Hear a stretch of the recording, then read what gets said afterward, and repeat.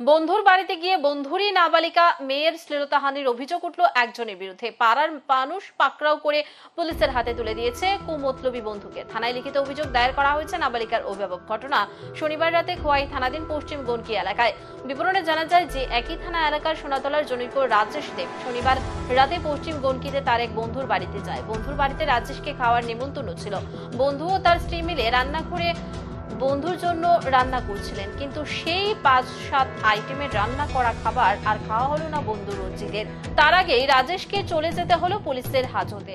রান্নাঘরে যখন বন্ধু ও বন্ধুর স্ত্রী রান্নার কাজে ব্যস্ত, ঠিক তখনই কুমতলবী ওই ধুরন্ধর রাজেশ বন্ধুর ৫ বছরের নাবালিকা মেয়েটিকে বাথরুমে নিয়ে গিয়ে শ্লীলতাহানির চেষ্টা করে বলে অভিযোগ। বন্ধুর স্ত্রী আড়াল থেকে ঘটনাটি লক্ষ্য করে রান্নাঘর থেকে বেরিয়ে এসে চিৎকার শুরু করলে পাড়ার লোকজন ছুটে আসে। তখনই পালিয়ে যাওয়ার চেষ্টা করে রাজেশ, কিন্তু তার আগেই পাড়ার লোকজন তাকে পাকড়াও করে পরে তাকে পুলিশের হাতে তুলে দেওয়া হয়। খোয়াই মহিলা থানায় নাবালিকার পরিবারের পক্ষ থেকে লিখিত অভিযোগ দায়ের করা হয়েছে। এদিন খোয়াই জেলা আদালতে পাঠায় অভিযুক্তকে।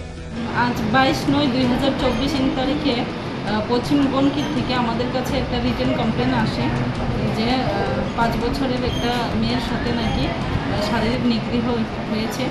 তো ওনাদের কমপ্লেনের বেসিসে আমরা একটা কেস রেজিস্ট্রেশন করি, যার case number 28/24 dated 22/9/24 under section 65 clause 2 of BNSS and 6 of POCSO।